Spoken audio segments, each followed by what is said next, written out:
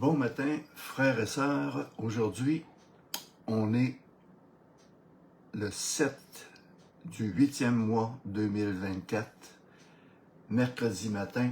Nous allons continuer notre message sur un si grand salut. C'est tellement important de réaliser que le salut, ce n'est pas simplement de dire « Jésus, je crois en toi », mais le salut complet, c'est une marche, c'est une relation, c'est un développement, une croissance, une maturité que Jésus veut développer dans son Église, dans son corps. On avait terminé avec un 1 Corinthiens 10, 1 où ça dit « Frères, je ne veux pas que vous ignoriez que nos pères ont tous été sous la nuée, qu'ils ont tous passé au travers de la mer, qu'ils ont tous été baptisés en Moïse, dans la nuée et dans la mer, et qu'ils ont tous mangé le même aliment spirituel, et qu'ils ont tous bu le même breuvage spirituel, car ils buvaient un rocher spirituel qui les suivait, et ce rocher était Christ. Mais la plupart d'entre eux ne furent point agréables à Dieu, puisqu'ils périrent dans le désert. » On réalise que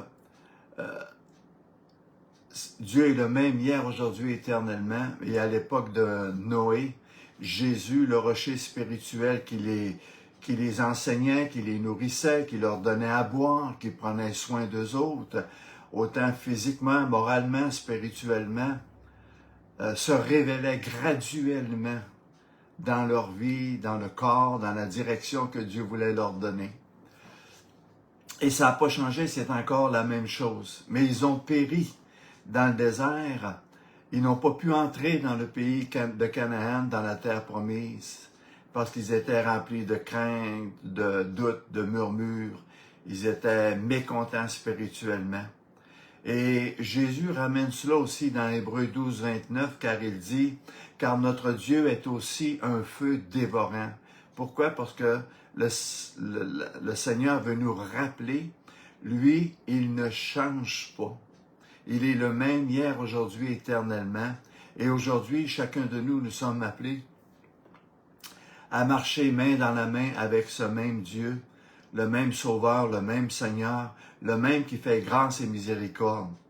Vous savez que pour nourrir 3 millions de personnes à l'époque de Moïse, de 3 à 4 millions de personnes, chaque jour dans le désert, leur donner à boire, prendre soin de leurs vêtements, les guérir, mettre une colonne de feu, une colonne de nuée. La présence de Dieu était manifeste là, chaque jour et constamment dans leur milieu. Il était au milieu d'eux autres.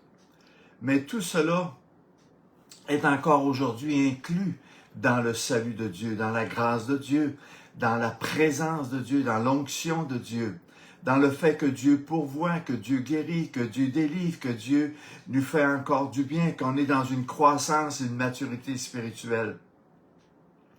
Mais pourtant, dans Éphésiens 4 au verset 30, le Seigneur est dit « N'attristez pas le Saint-Esprit de Dieu par lequel vous avez été scellés pour le jour de la rédemption. » Vous savez, Dieu a établi un jour où ce qu'il revient, un jour où ce qu'on va partir, un jour où ce qu'on va quitter cette terre ou quitter ce corps pour aller retrouver notre Sauveur et notre Seigneur dans le royaume de Dieu et entrer avec lui dans cette cité extraordinaire, cette cité céleste que Jésus est allé préparer pour ceux et pour celles qui l'aiment.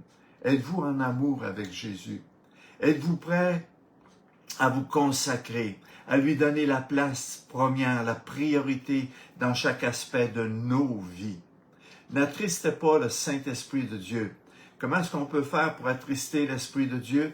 En étant rebelle, en étant désobéissant, en ne méditant pas la parole de Dieu, en ne la serrant pas dans nos cœurs, en ne faisant pas les efforts nécessaires pour la vivre et la mettre en pratique, en ayant un langage mondain plutôt qu'un langage spirituel qui plaît à Dieu et qui glorifie Dieu, un langage de la foi où ce qu'on bénit au lieu de maudire, un langage où ce qu'on fait du bien, un langage où ce qu'on pense bien.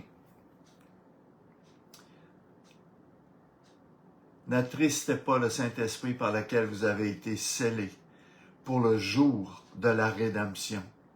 Vous savez que chacun de nous, un jour, on va rendre des comptes à Dieu. On va être face à face avec notre Sauveur, notre Seigneur, avec notre Maître.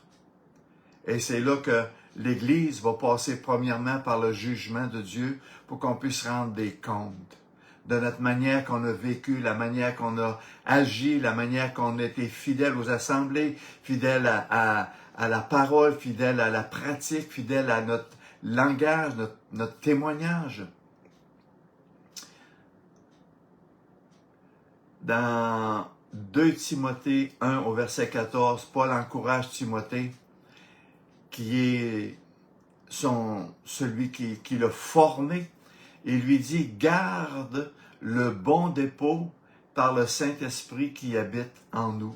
Autrement dit, ce que Paul est en train de dire à Timothée, Timothée, je t'ai révélé la parole de Dieu, je t'ai révélé les enseignements de Dieu, je t'ai instruit, alors fais attention de la manière que tu vis ta vie maintenant.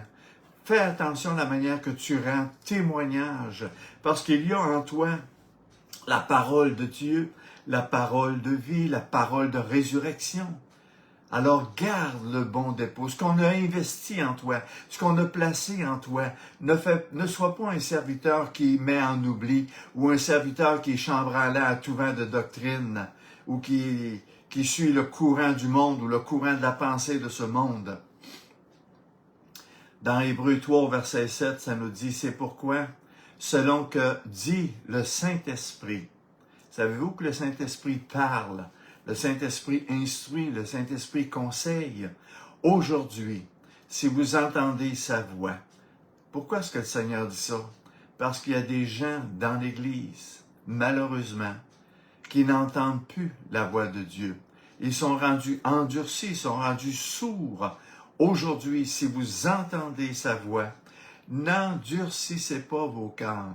Vous savez, ce que Jésus est en train de dire ici, c'est qu'il personnalise le salut.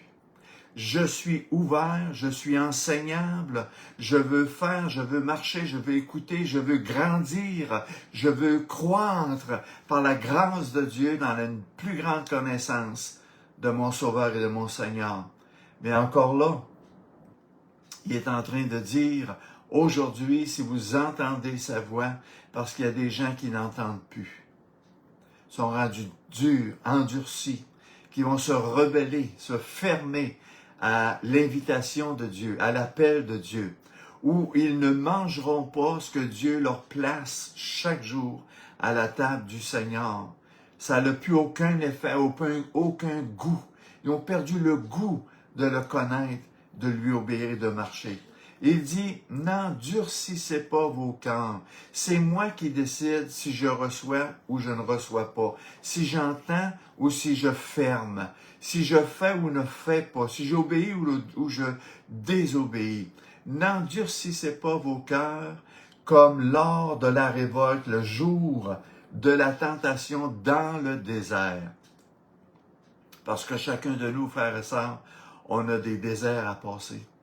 Et ces déserts-là sont là pour nous former, sont là pour nous apprendre, sont là pour nous transformer, sont là pour que Dieu puisse se glorifier au travers de chacun de nous. Comme lors de la révolte, le jour de la tentation dans le désert, où vos pères me tentèrent pour m'éprouver, et ils virent mes œuvres pendant 40 ans. 40 ans, Dieu était là. 40 ans, Dieu s'est révélé.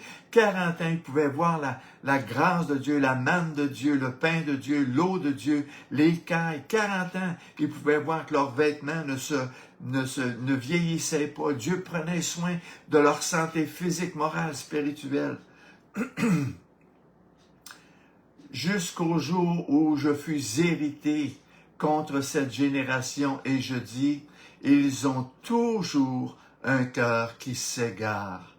Ils n'ont pas connu mes voies et je jurai dans ma colère, ils n'entreront pas dans mon repos. Encore là, Dieu les a éprouvés, il les a testés, il les a fait passer par le feu pour enlever les scories, enlever le mal, enlever la rébellion, la mauvaise attitude, enlever ce qu'ils avaient reçu lorsqu'ils étaient en Égypte, l'idolâtrie, la désobéissance. Et le Seigneur a dit, ils n'entreront pas dans mon repos parce qu'ils persistent dans leur attitude, leur comportement, leur négligence. Mais pourtant, Dieu leur a donné tellement d'occasions, tellement de chances de démontrer à Dieu leur amour, leur assiduité, leur obéissance, leur action de grâce. Dans Hébreux 10, 14, ça nous dit « Car par une seule offrande, il a amené à la perfection pour toujours ceux qui sont sanctifiés. » Voyez-vous, nous savons que Dieu est un Dieu qui fait grâce et qui fait miséricorde. Mais ne prenons pas la grâce et la miséricorde de Dieu comme un acquis.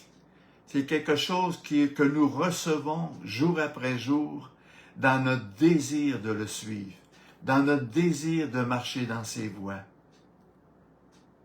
Allez, ça nous dit qu'il amène à la perfection pour toujours ceux qui sont sanctifiés. Est-ce que je fais partie de ceux et celles qui veulent marcher dans la sainteté parce que nous servons un Dieu 3 fois saint? La parole de Dieu nous dit « Je suis saint, soyez saints. Je suis pur, soyez purs. » Marchez dans la crainte de Dieu, dans l'obéissance de Dieu. Le pardon spirituel, un seul sacrifice pour nous aider à marcher victorieusement. Et c'est Jésus-Christ de Nazareth qui, une fois pour toutes, a payé par le sacrifice de sa vie. Réalisons que le prix que Dieu a payé pour que nous devenions ses fils, ses filles, obéissants, c'est le sacrifice de Jésus-Christ de Nazareth, il y a 2000 ans sur la croix. Par le Saint-Esprit qui vit en nous, par le don de l'Esprit de Dieu pour nous aider à marcher, à grandir, à croître et à prospérer avec lui, avec une obéissance à sa parole et une mise en pratique. Nous servons un Dieu qui est parfait et il veut nous rendre parfaits. Tout est accompli. Rien n'est à rajouter, rien n'est à retrancher. Jésus, après un seul sacrifice, s'est assis à la droite de Dieu. En tant que souverain sacrificateur, il a accompli un salut parfait pour tous ceux et pour toutes celles qui marchent avec lui, qui lisent sa parole, qui démontrent leur engagement, leur détermination à lui obéir et à glorifier son nom. Ça nous dit qu'ils sont sanctifiés. Le mot sanctifié dans ce qu'on vient de lire veut dire ici un présent continu. Ce qui veut dire que jour après jour, je suis continuellement en train de permettre à Dieu, à sa parole, à son Saint-Esprit, de me transformer, de me sanctifier, de me purifier, de faire attention à mon habit spirituel, de faire attention à mes pensées, à mes paroles, à mes actions. Parce que n'oublions pas que Dieu va demander aux sacrificateurs de mettre du sang sur leurs pouces, de mettre du sang sur leurs oreilles et de mettre du sang sur leurs orteils. Parce que le pouce représente ma manière de servir Dieu. L'oreille représente ma manière d'écouter. Est-ce que je suis à l'écoute de Dieu, à l'écoute de sa parole? Est-ce que je permets à Dieu de m'enseigner, de me corriger, de m'instruire, de me châtier parce qu'il m'aime? Parce que j'ai besoin d'être transformé. Vous savez que l'orteil représente aussi ma manière de marcher avec Dieu, de mettre en pratique ce qu'il m'a déjà révélé et enseigné, parce qu'il veut me conduire davantage dans sa présence, dans sa sainteté et dans sa gloire, par une plus grande révélation, par une compréhension, par une soif continuelle de lui obéir. Vous savez que le sacrificateur était revêtu d'un bonnet qui nous souligne l'importance de qu'est-ce qu'il y a entre nos deux oreilles, qui souligne l'importance d'avoir la pensée de Dieu, la soif de Dieu. Il était aussi revêtu d'un vêtement de fin lin qui représente la sainteté, la pureté que seul Jésus peut revêtir ceux et celles qui croient en lui, qui confessent leurs péchés et qui marchent avec lui. Et ils étaient aussi revêtus d'une ceinture. Et on sait que la ceinture représente la vérité. Aimer la vérité. Vous savez, on peut pécher et aimer la vérité. Ce qui veut dire que j'ai aucun problème à confesser mes péchés, mes manquements, mes faiblesses, parce que je sais que le sang de Jésus me purifie, me sanctifie. Mais je ne veux plus tomber dans le péché. Je veux grandir dans la sainteté. Je veux marcher dans cette sainteté pour être agréable à Dieu. Le véritable salut est un processus continuel. On est appelé à devenir semblable à Jésus-Christ de Nazareth. Lorsque vous lisez les évangiles, on voit un Jésus qui est doux, un Jésus qui est patient, un Jésus qui aime la vérité, qui enseigne la vérité, un Jésus qui est capable de laver les pieds, un Jésus qui est capable d'être rempli de compassion pour ceux qui souffrent, pour ceux qui sont malades, pour ceux qui sont malheureux. Dans 1 Corinthiens 1,18, ça nous dit « Car la prédication de la croix est une folie pour ceux qui périssent. » Est-ce que dans l'Église, suivre Jésus, c'est devenu une folie? Prêcher la parole de Dieu sans compromis, est-ce que c'est devenu une folie? Malheureusement, dans certains aspects, je dirais que oui. Mais pour nous qui sommes sauvés, elle est une puissance de Dieu. Mais une puissance de Dieu pourquoi ou pour qui? Une puissance de Dieu pour être plus que vainqueur. Une puissance de Dieu pour prospérer, pour croître, pour être agréable à Dieu, pour être dédié pour la cause de Dieu. Une puissance de Dieu pour résister au mal, au péché, à la chair, à tout ce qui est contraire. Une puissance de Dieu pour marcher dans l'unité, dans la communion fraternelle, dans l'obéissance. Vous savez, c'est un présent continu. Ce qui veut dire que dans le grec ou dans l'hébreu, Dieu veut qu'on réalise que c'est chaque jour que je dois faire les efforts de porter ma croix, les efforts de plaire à Dieu, les efforts d'être fidèle, d'être obéissant. Elle est une puissance de Dieu. Et c'est cette puissance-là, par le Saint-Esprit de Dieu, qui vit, qui demeure en nous, et les arches de l'Esprit que nous avons reçues, que nous pouvons marcher plus que vainqueurs. Hallelujah. Et c'est ce que nous sommes en Jésus-Christ. Vous savez que Noé représente, par l'arche qu'il a construit pendant 120 ans, le plan de Dieu, la maison de Dieu, et le salut pour Noé et sa maison à cette époque-là. Et pendant 120 ans, Noé a prêché l'Évangile. Les gens se moquaient de lui. Les gens riaient, comprenaient pas ce qu'il faisait, comprenaient pas pourquoi il investissait tellement dans cette construction-là qui avait un non-sens, parce qu'à cette époque-là, il n'y avait jamais plu. Mais aujourd'hui, frères et sœurs, nous avons une arche extraordinaire. Et cette arche-là, c'est celle de Jésus-Christ sur la croix. Lorsqu'on vient à Jésus sur la croix, qui a été cloué sur la croix pour nous, nous entrons dans son arche. Nous entrons dans sa maison. Nous entrons dans son salut. Nous entrons dans sa grâce. Nous entrons dans sa protection. Et que sa grâce puisse être reçue avec vérité, avec amour, avec obéissance. Le mot salut,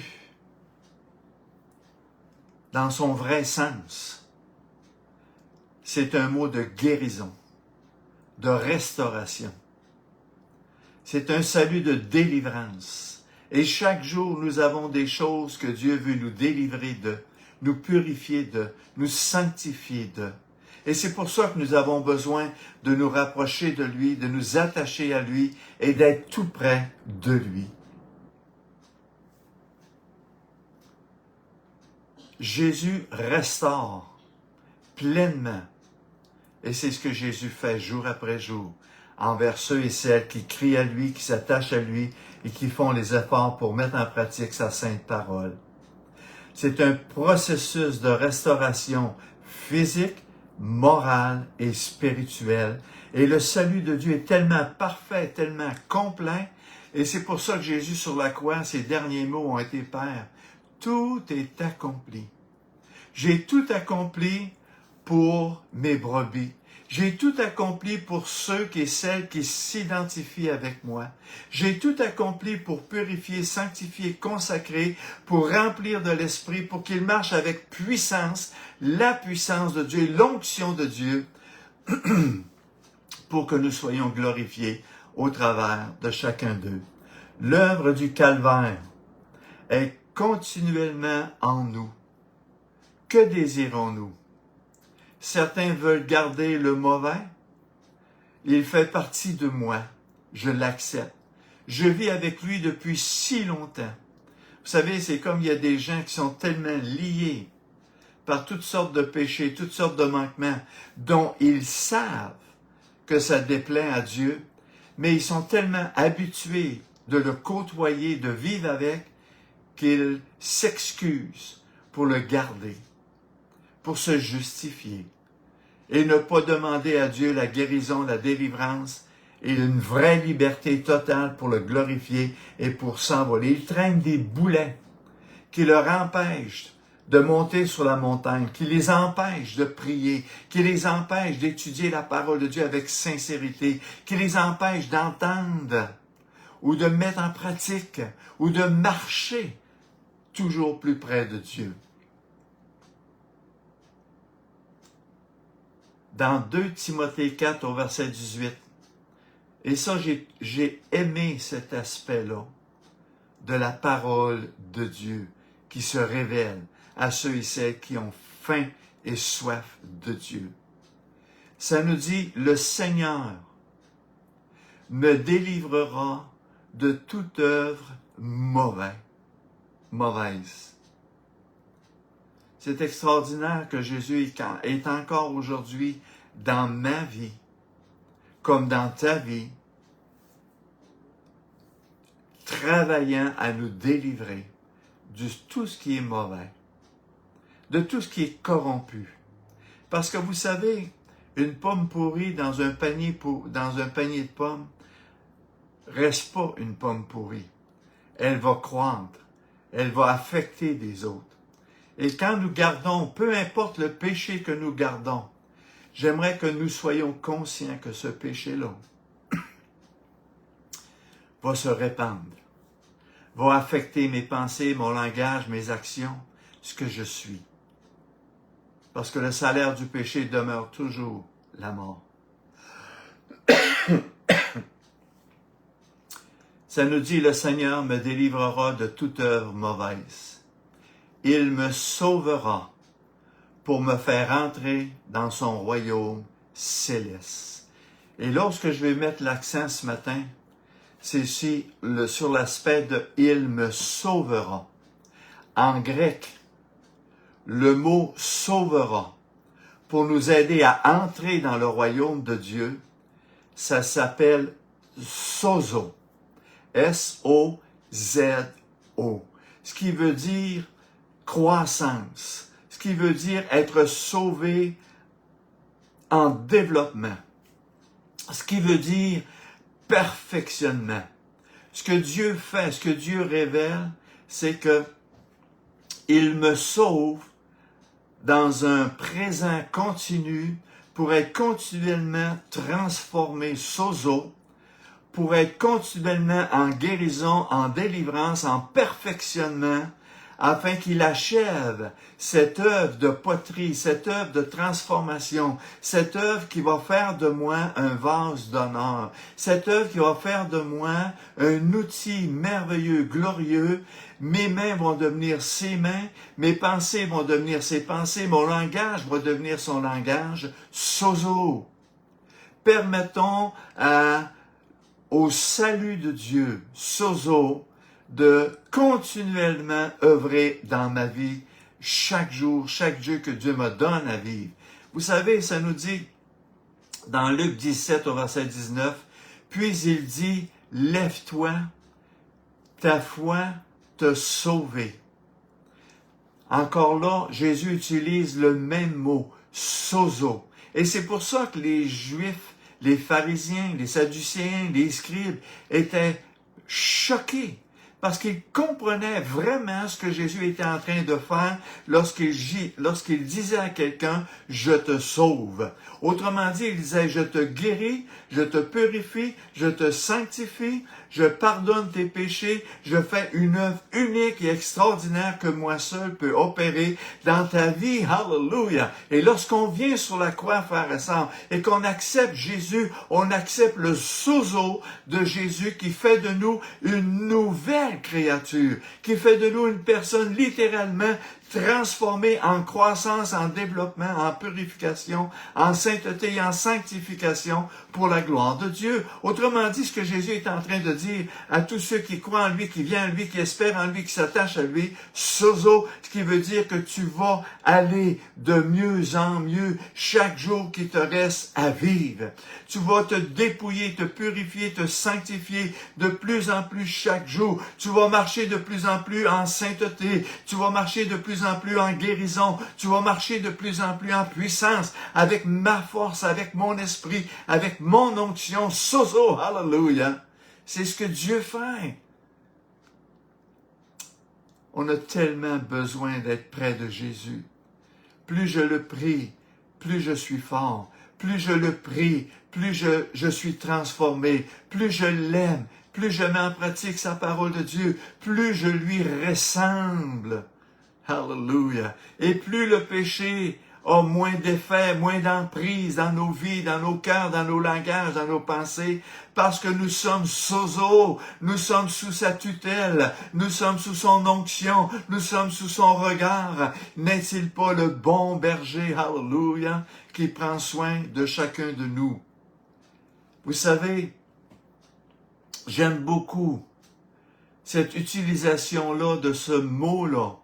Et j'aimerais qu'on puisse être conscient ici, Lazare, dans Jean 11, lorsque Jésus vient 4 jours après la mort de Lazare, il vient pour le réveiller d'entre les morts. Et ça nous dit que Lazare, le mot Lazare veut dire Dieu secourt. Dieu est mon secours. Il est mon sozo. J'étais mort, je suis devenu vivant. J'étais endormi, il me réveillait. J'étais impuissant, il me rend puissant. J'étais un Lazare dans ma tombe. Et Jésus est venu pour m'amener la parole zozo, pour me réveiller, pour me sortir d'entre les morts et pour m'amener avec lui, avec les vivants, avec les ressuscités, avec les aveugles qui voient et les sourds qui entendent, avec les lépreux et les boiteux qui ont été complètement délivrés, guéris, restaurés. Lazare, Dieu notre secours. Jésus dit, mon ami, il dort. Parce que Lazare était un ami de Dieu, un ami de Jésus. Est-ce que je suis encore un ami de Jésus? Vous savez, l'amitié, c'est quelque chose qui est tellement engageant. C'est l'amitié, c'est la personne qui va être là quand il y a des besoins. C'est la personne qui va être là pour secourir, pour supporter, pour encourager, pour édifier. Devenons des amis de Jésus en étant sincères, en le recherchant. Notre ami, votre ami, dort, mais il dit, je vais le réveiller. Peut-être que le péché t'a endormi, peut-être que le péché t'empêche de prospérer, de croître. Alors viens à Jésus parce qu'il est ta résurrection. Viens à Jésus parce qu'il est ton sozo. Viens à Jésus parce qu'il est ta guérison, ta croissance, ta maturité. Il est encore celui qui ouvre les yeux des aveugles, qui fait entendre les sourds et qui brise les chaînes et les liens de l'ennemi. Il est encore celui qui amène la vie de résurrection. Il est encore celui qui pardonne nos péchés, nos iniquités, nos transgressions, si nous confessons nos péchés et si nous nous en détournons. Il sera, hallelujah, au verset 12, ça nous dit dans Jean 11, les disciples lui dirent, Seigneur, s'il dort, il sera guéri.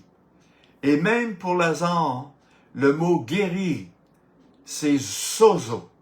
Je vais le restaurer, je vais le rétablir, je vais le purifier, le sanctifier. C'est pour ça que lorsque Lazare est sorti du tombeau, il était lié et entouré de toutes sortes de liens. Parce que c'est ce qu'on faisait pour les gens qui étaient morts ou qui étaient endormis. On lui mettait des liens. Et Jésus a demandé aux disciples, maintenant qu'il est ressuscité, maintenant qu'il est sorti de son tombeau, enlevez-lui les liens. Frères et sœurs, lorsque vous venez à l'Église, lorsque vous lisez la parole, lorsque vous priez, lorsque vous venez à la croix, Jésus enlève des liens pour qu'on soit davantage libre. Libre pour marcher, libre pour travailler, libre pour œuvrer, libre pour voir comme Dieu veut qu'on voit, pour entendre comme Dieu veut qu'on entende. Il sera guéri, sozo. Et c'est ce que Dieu a fait. Il a crié à Lazare, sors. Et Lazare est sorti, ressuscité, sozo, en transformation pour la gloire de Dieu. Et savez-vous un peu plus loin dans les évangiles où est-ce qu'on retrouve Lazare? On retrouve Lazare à la table avec Jésus, avec les apôtres, les disciples, en train de manger, de parler, de discuter pour comprendre qui est véritablement Jésus pour moi. Et c'est extraordinaire que Jésus invite l'Église, le corps de Christ, à venir à sa table, avec amour, avec sincérité, pour être nourri par la manne de Dieu, par le pain de Dieu. Et cette manne-là, cette révélation de Dieu-là, elle amène du sozo dans nos cœurs, dans le physique, dans le moral et dans le spirituel, pour nous amener. Le mot sozo veut aussi dire dans le grec, sauver du dépérissement. Savez-vous qu'est-ce que ça veut dire dépérir? Ça veut dire vieillir. Mon corps physique vieillit, il dépérit. Et c'est naturel parce que nous avons un corps physique, on n'a pas encore été revêtu de notre nouveau corps. Un corps qui est éternel, un corps qui est continuellement jeune, plein de force, plein de vie, plein de vigueur, plein de sainteté, plein de gloire, de richesse, qui va ressembler exactement au corps de Jésus-Christ de Nazareth ressuscité. Alléluia! Sauvé du dépérissement. Le physique, le moral, le spirituel va entrer de plus en plus dans la joie de Dieu. La joie de l'Éternel est notre force. Et plus on grandit en Jésus-Christ, spirituellement parlant, plus on rajeunit intérieurement. Plus on se sent plein de force, plein de vigueur, plein de jeunesse. Parce que c'est ce que produit la parole de Dieu. Elle nous remplit d'espoir. Elle nous remplit de foi, parce que la foi vient de ce qu'on entend, et ce qu'on entend vient de la parole de Dieu. Elle nous remplit de sa révélation. On le connaît de plus en plus. On l'aime de plus en plus. On aime de plus en plus. On est fidèle de plus en plus, obéissant de plus en plus, parce qu'on est en croissance et on est sauvé du dépérissement, du vieillissement. On devient de plus en plus en forme, en vigueur, en force. Plus grand est celui qui est en nous que celui qui est dans ce monde. Isaïe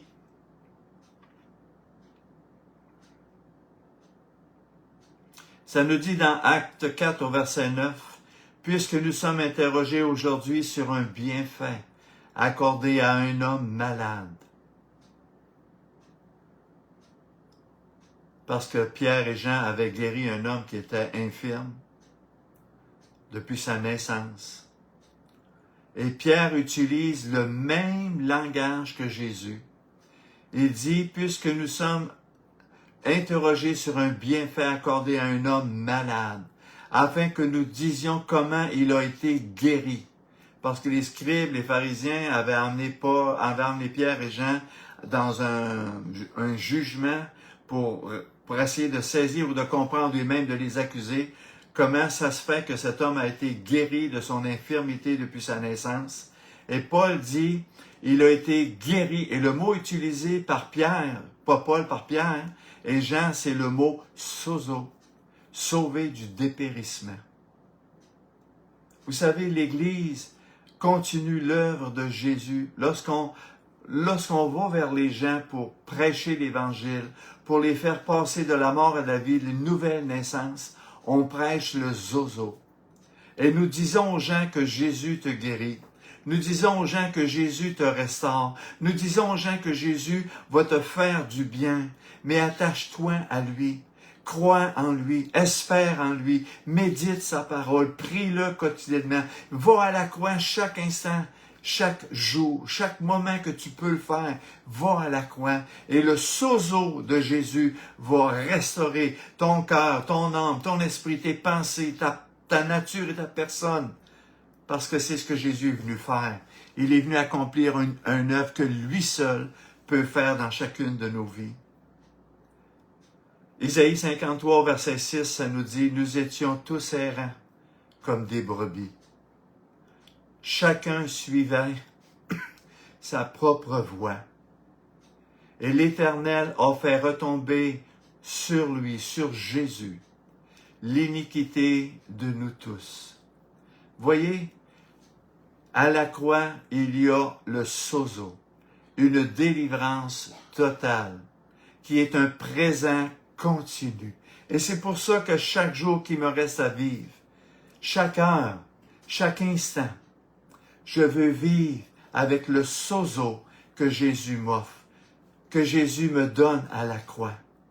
C'est pour ça que je parle de Jésus, je confesse Jésus, je médite sa parole, parce que le sozo de Jésus est continuellement à l'œuvre dans ma vie, dans mon cœur, dans ma maison, dans ma femme, dans nos enfants.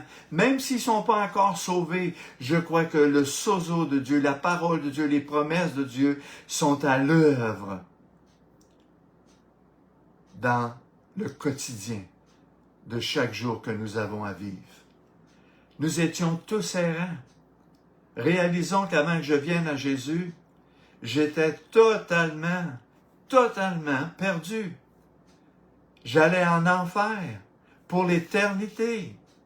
J'étais lié par toutes sortes de coutumes, de traditions, de religions, de croyances, de cultisme.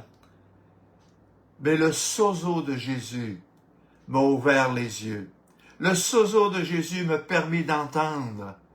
Et le sozo de Jésus a touché mon cœur. Et des ténèbres, je suis devenu lumière. De la mort, je suis devenu ressuscité vivant. Et je veux vivre, je choisis de vivre le sozo de Jésus chaque jour qui me reste à vivre. Parce que c'est Jésus qui œuvre en moi. Parce que c'est Jésus qui me restaure.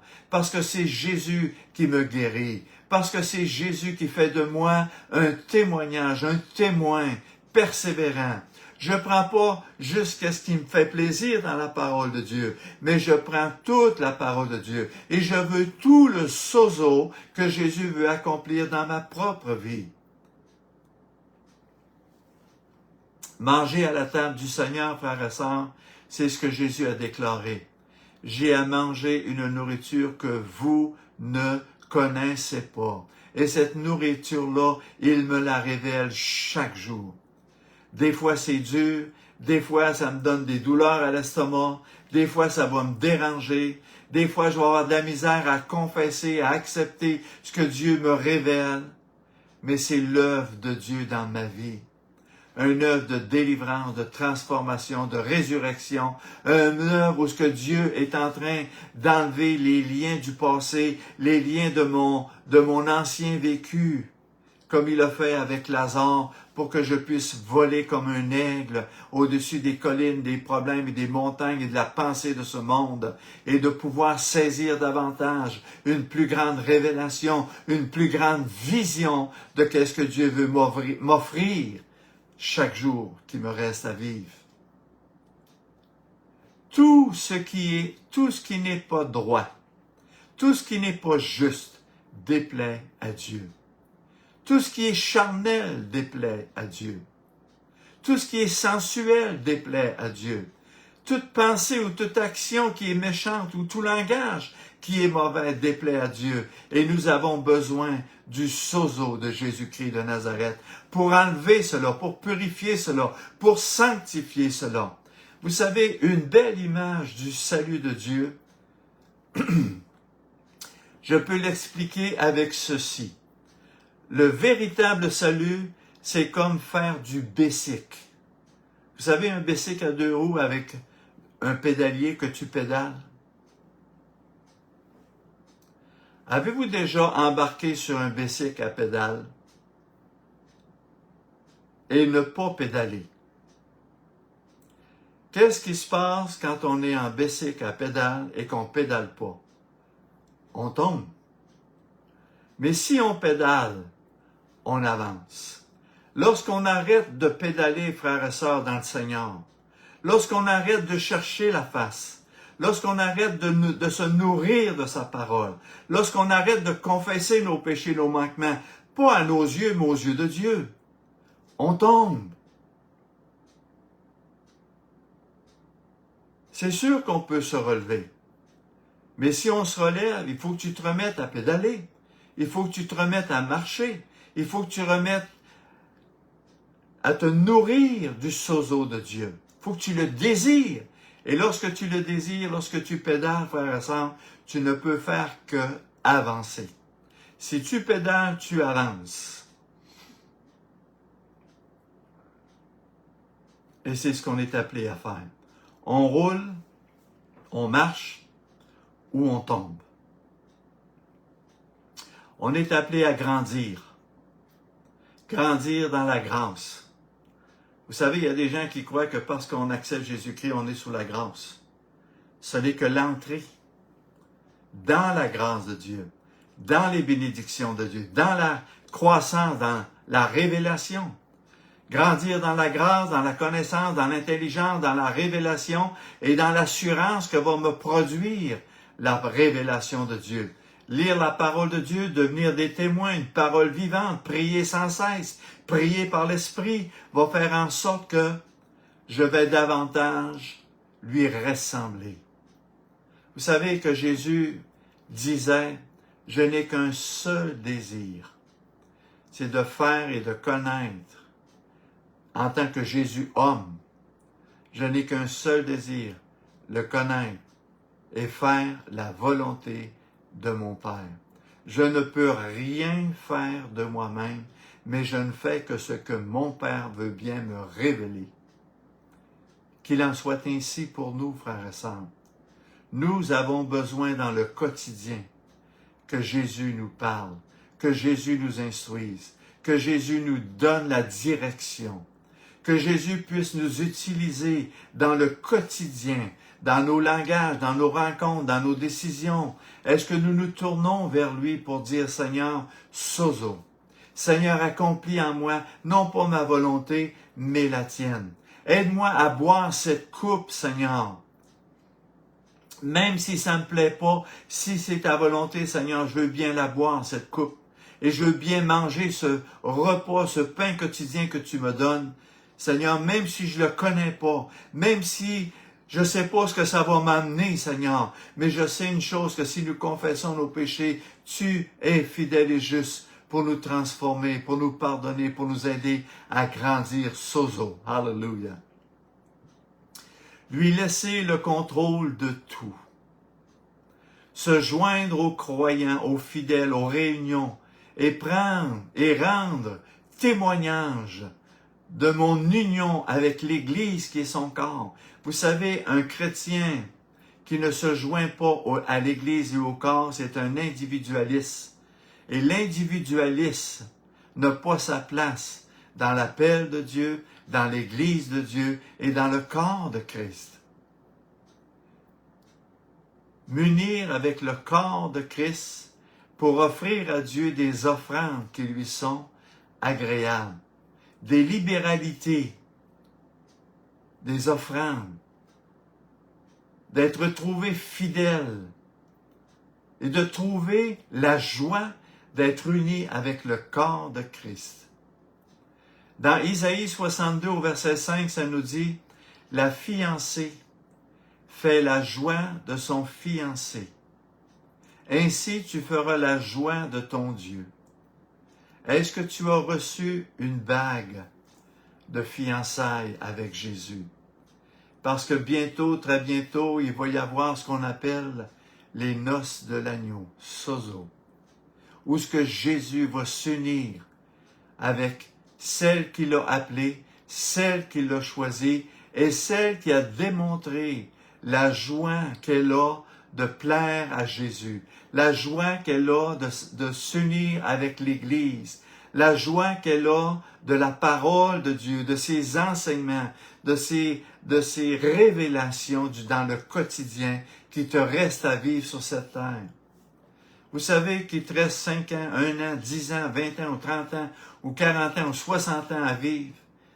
C'est rien en comparaison de l'éternité que Dieu nous offre, de la cité céleste que Dieu nous offre, et d'un bonheur et d'une joie éternelle que Dieu nous offre.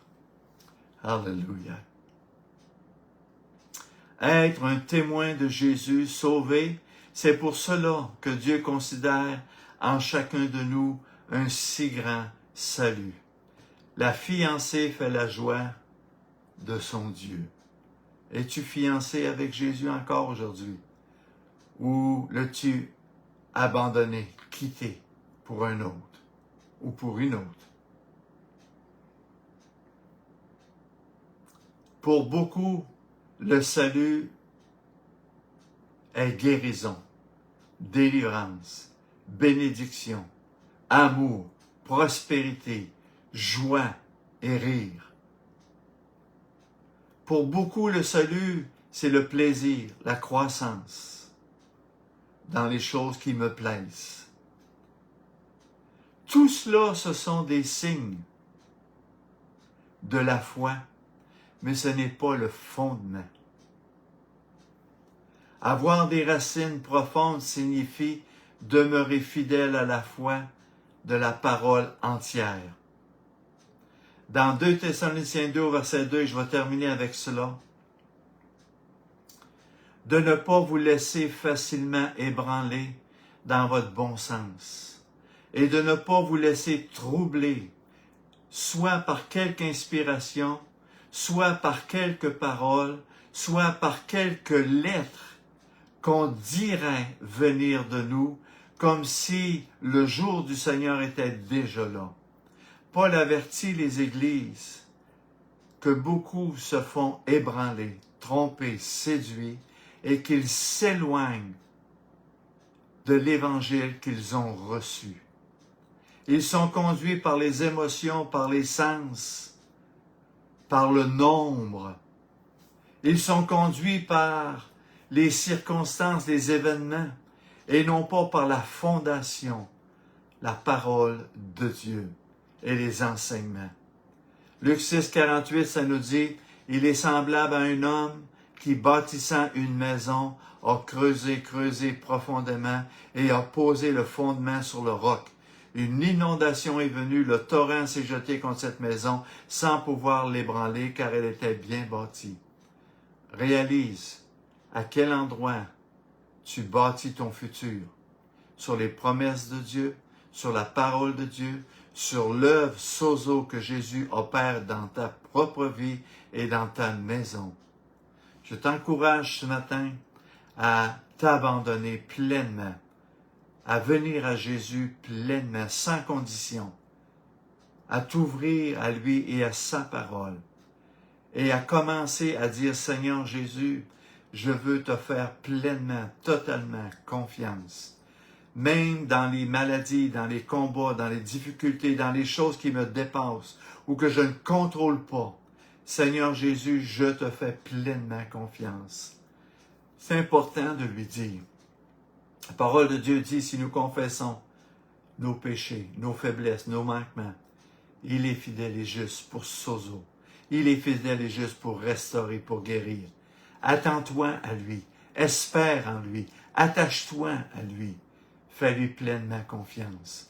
Jésus est le bon berger de ses brebis, de ceux et celles qui s'attachent à lui et qui l'aiment. Il t'aime. Il est présent dans toutes les circonstances de ta vie. Seigneur, je te demande de continuer de bénir ce message sur un si grand salut, afin que nous puissions te connaître davantage, grandir dans ta révélation, dans l'Église, dans le corps de Christ, afin de devenir, ô Dieu, des personnes pleinement, entièrement libérées, délivrées, restaurées, physiquement, moralement, spirituellement.